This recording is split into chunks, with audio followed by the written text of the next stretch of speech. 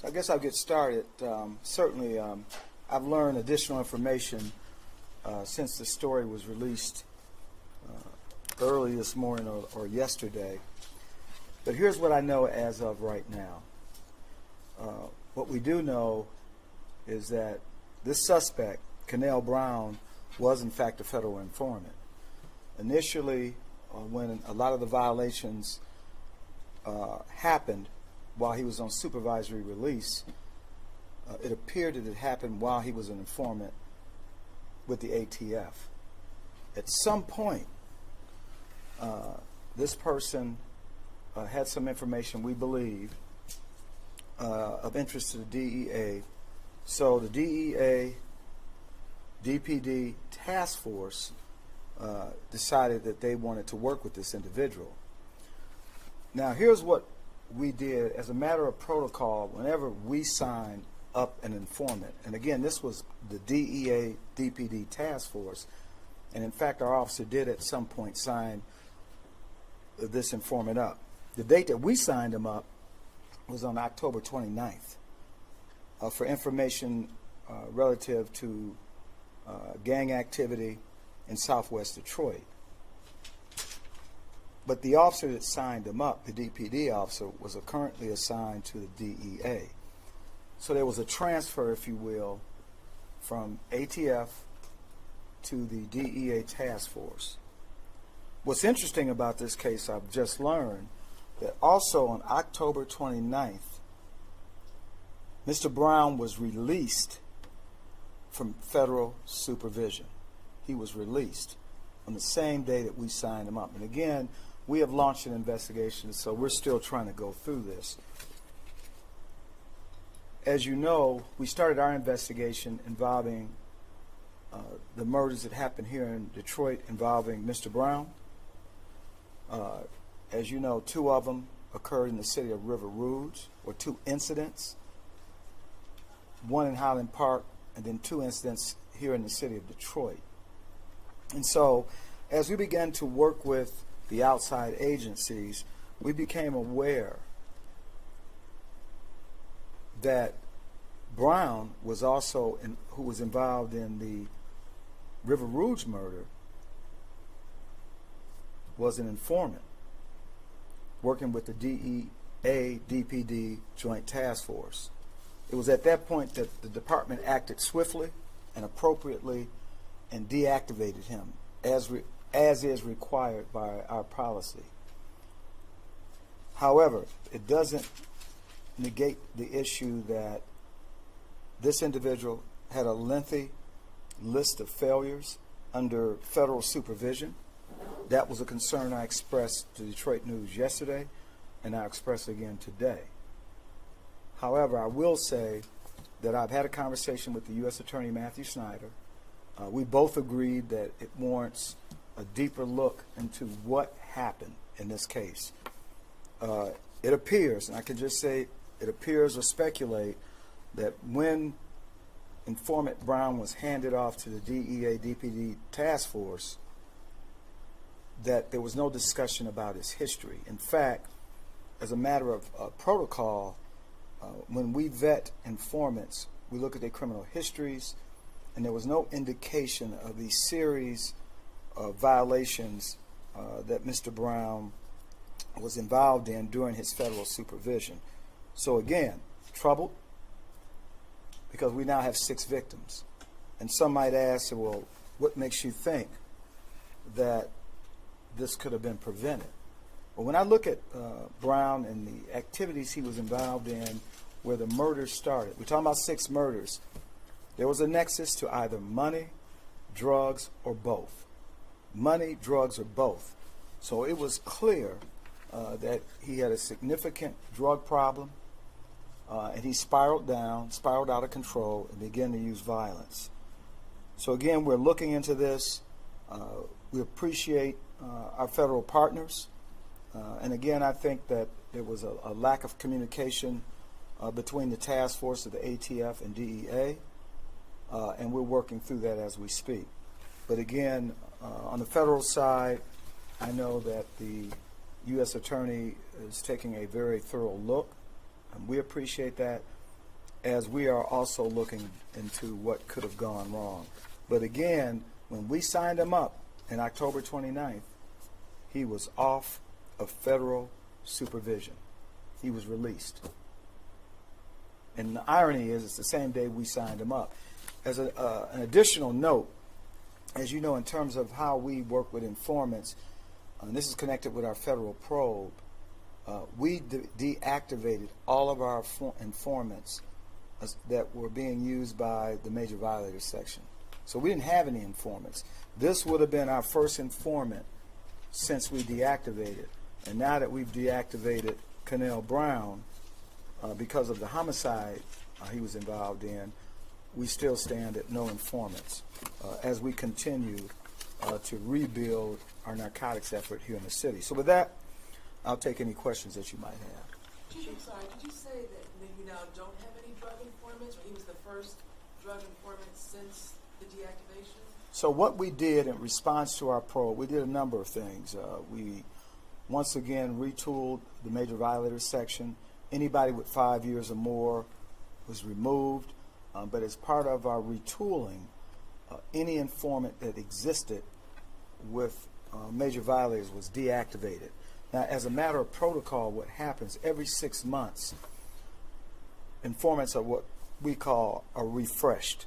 And the reason why that's important, the refreshing allows us to know whether or not an informant is involved in any criminal activity, any reason for us to continue to work with them or deactivate.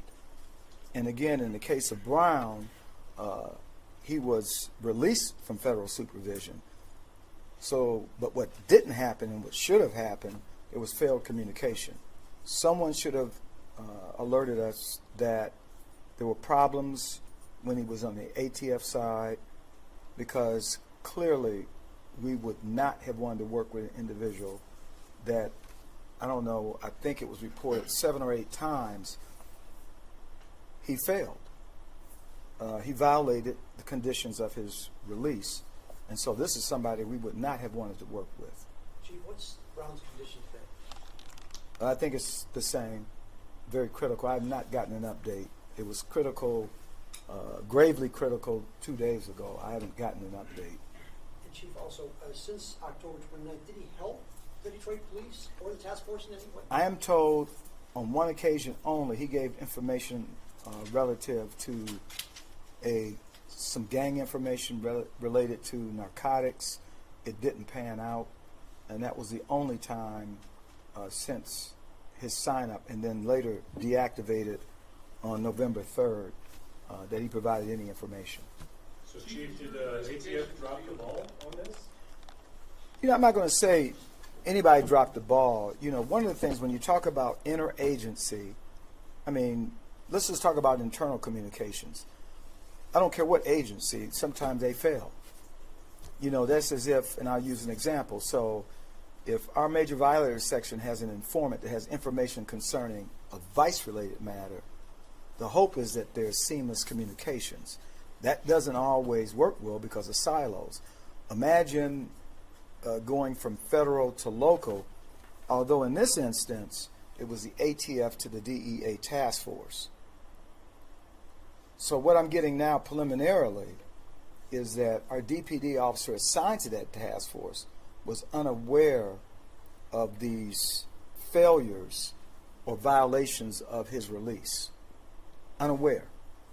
Again, had we known, this is not a person we would have wanted to use. Because clearly, in my judgment, when you look at his history of why he was failing or why he was violated under release, he was violated because he was not passing the drug screening. In one instance, he was arrested for OWI, again, drug screening. And while some might say, well, those are all nonviolent offenses, what does it matter? Well, it does matter, because when you're dealing with someone who is a drug addict who is clearly not responding or adhering to the conditions of supervision, it makes one wonder, is this someone we need to work with? And I know in places I've worked and what we have in place here, that's why we do regular screenings or refreshing, if you will, of an informant to see whether or not this is someone we would want to continue to work with. To your viewers and your listeners, informants are informants because they engage in criminal activity. So it's important for us to constantly monitor that relationship. And if they're still actively involved in criminal activity, this is not someone we want to use. Candidly. Was he Did you bumped? figure out who requested, which agency requested he stay out of prison? Well, one thing I can tell you, we checked on this. I wanted to understand, was there any DPD task force officers requesting for him not to go there? And preliminarily, no DPD officers. We're not even certain if an ATF officer or a DEA officer or agent asked for him not to be remanded. I am told that in some instances, it's a decision made by the concerned prosecuting attorney that will agree with the courts if the decision is not to remand him. So I don't know. I don't know much. Again, when we vetted Mr. Brown, we didn't know about his violations. In fact, when we ran his criminal history, the only thing that showed up is what he had been arrested for, but it certainly didn't reflect the series of violations that we're talking about today. Chief, was he released by the feds because of he kept failing his You know, parole Kim, violation? that's a great question. I mean, what I find odd, this is an individual who, I want to say 7 or 8 times, could be more, he continued to violate the conditions of his supervisory release.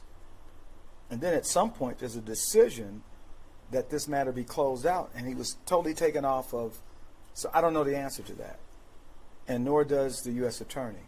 But he's committed to looking into this, as I am. It doesn't make sense, because clearly, if we saw a pattern, I know that that's what I look for when we talk about someone who is engaging and in violating the conditions of, in our case with state cases, parole or probation. Is this someone we want to work with? And clearly we don't. And while there may not be issues or actions that he took that involve violence, clearly the man had a drug issue. And how do you work with someone? Of course, his motivation to work with the federal government or local law enforcement is easy to figure out. When you're a paid informant, you're getting paid. And so, but that doesn't mean we have to work with someone who has a history of violating conditions of parole, probation, or in this case, federal supervision. Chief, so he was he released from ATF to the task force, or released by ATF then picked up by the task force? That's a great question. I'm not certain. At some point, and this is speculation on my part, and I can do that because this makes the most sense. So he's working with the ATF, and apparently he had information relative to narcotics. And it's not unusual for one agency to reach out to a brother agency and say, look, I got this informant I'm working with who has information, in this case, on narcotics. So the natural thing to do is turn it over. Now, again, if this was internal to the DPD, even though it's coming from one unit to another, it's time to refresh this potential informant or vet this potential informant. We want to know, what has he been involved in? Is he trustworthy? Has he given great information in the past? If so, then what about his criminal history? And so that's the part that's so critical when you talk about making a decision whether or not to work with an informant. Again, informants are involved in crime. Certain types of informants. You have citizen informants who are just good-natured folks that want to work with the police department and will give us information, but they're not paid. But when you talk about an informant who's involved in criminal activity, they're paid, but they can't continue to go out and commit crimes. So this guy was being paid. Was he being paid by the task force? I would tell you, in terms of his relationship with ATF when he was their informant, I don't know. Again, we signed him up. We used him on one incident when I was told he was paid that one time. But the information provided didn't pan out. Any idea how much he was paid? Or can you I can tell you he was given $150 on that one instance. Yeah. But that was, Gang activities. and this is all preliminary. Right, this is all preliminary because we're still looking. But I was reassured that he was used once by the DEA DPD task force, and it was the DPD officer on that task force that signed him up for information relative to gang members involved in narcotic trafficking in Southwest Detroit. Chief, even if he had been, even though he was paid that one time and brought on as an informant, do you think that, I mean, there's no indication that signing him up that day to be an informant for this task force could have prevented all of this, though, right? No, and I don't want to leave you with that because the most important thing that I'm talking about, which was reported in the Detroit News very accurately, was the number of times he was violated. And I think the number is 7, 8, or 9. That's the issue.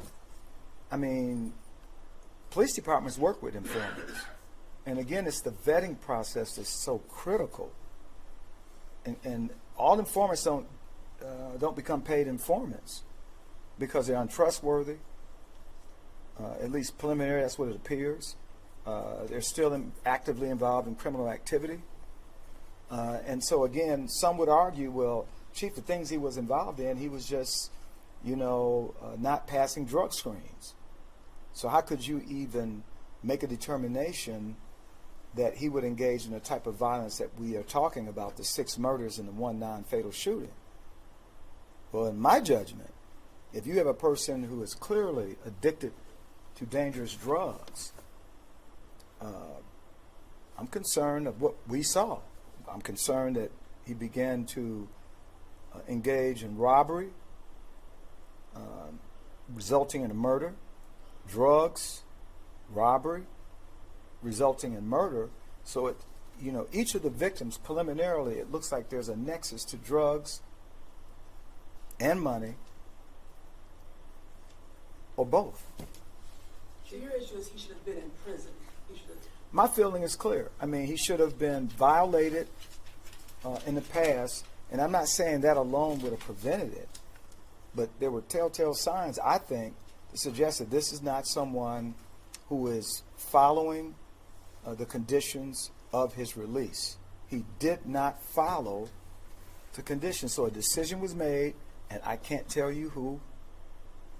I don't know if it was solely a federal court judge. I don't know if it was an agent with one of the federal agencies that went and spoke on his behalf because this person gave the agency good information. But as I indicated yesterday, when you talk about someone who has repeatedly failed and violated, does that information outweigh public safety? To keep someone who potentially can become very violent and make an unsafe situation. Again, as I indicated yesterday, my heart and soul goes out to the family members of the 6 victims. That's my concern. And it will always be about the victims in this instance. Chief, have you arrested anybody else that might have helped Brown run from you guys for all those days? Well, this has been a joint effort on that end between the U.S. Marshals and DPD.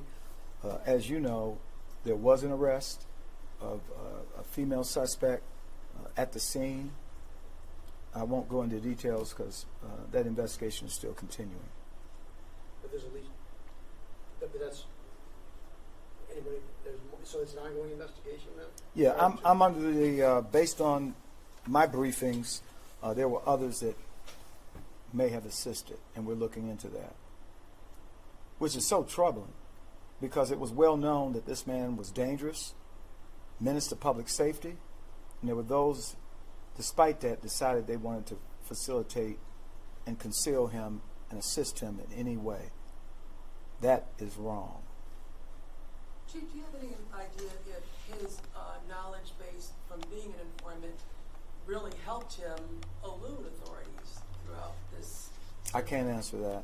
I don't know anything about him. He was, it appeared, except for this October 29th, even though one could argue that while he was signed by a DPD officer, that DPD officer was assigned to the drug enforcement unit, the federal drug enforcement unit. So I don't know what value. He didn't bring much, apparently, to the DEA side on the one time they used him. And I can't speak on what he provided to the ATF. The chief, he was deactivated in November, correct, by DPD? Yeah, once we learned of the February 2nd murder late that evening, the following day he was quickly deactivated on February 3rd. That was the first time we became aware of him being a suspect or person of interest in the out-of-city murders, River Rouge murders, where it was a double murder. It was actually 3 people shot, 2 fatal, 1 non-fatal.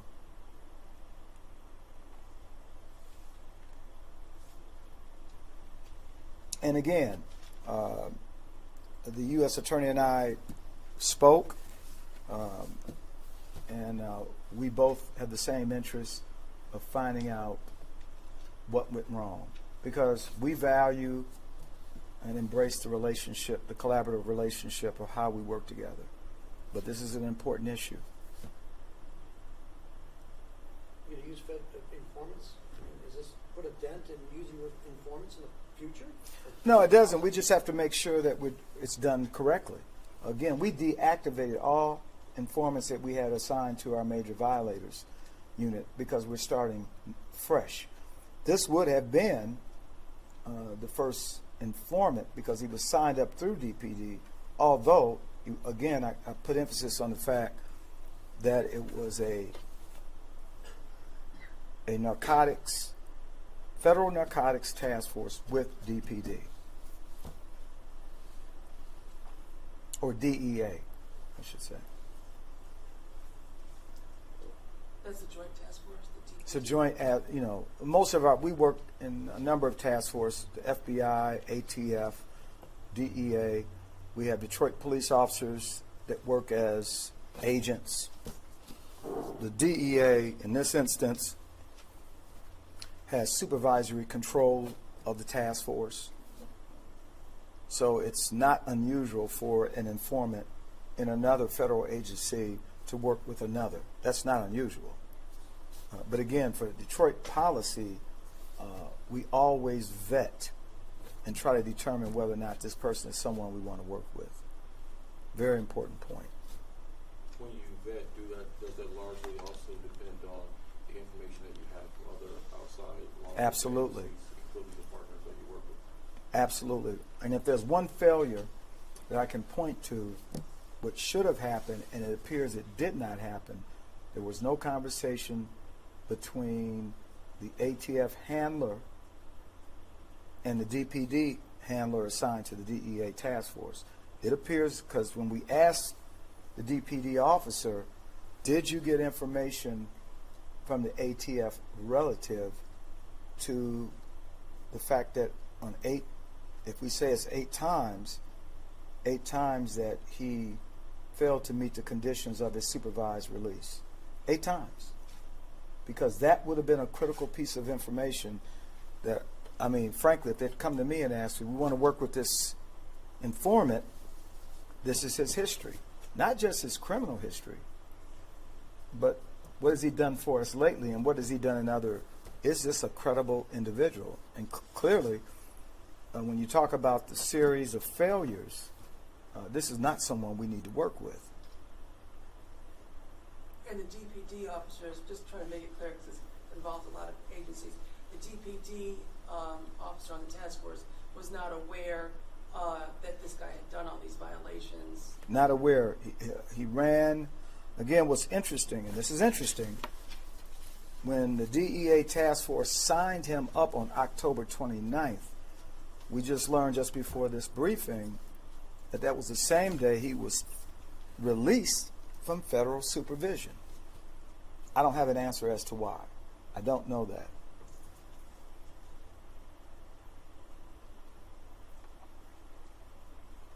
Anybody else got anything? What's the status on the woman arrested? Will she be arraigned, or is she still being questioned? That's still under investigation, and the marshals took her into custody, as I indicated. I'm not going into much detail on that.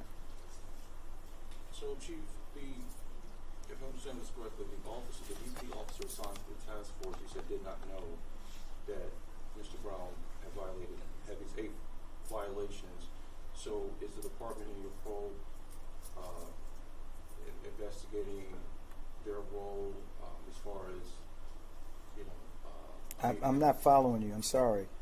I mean, are we doing, as I indicated earlier on, I'm not following you, but as I indicated earlier, we're looking into this, and we've covered a lot of ground from the release of the Detroit News story, because candidly, I was unaware that this dangerous suspect, Brown, was a federal informant.